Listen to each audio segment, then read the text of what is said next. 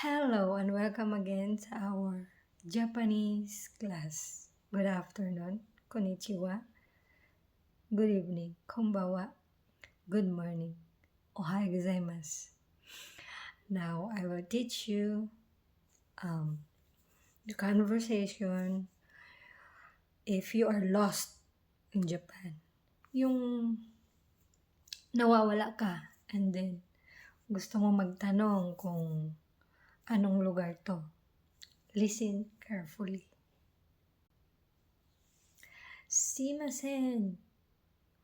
Koko wa doko desu ka? Sumimasen. Koko wa doko desu ka? It means, excuse me, anong lugar po ito? It means, koko, this or here. Koko wa doko desu ka? Again, excuse me, saan po to dito? Anong lugar to?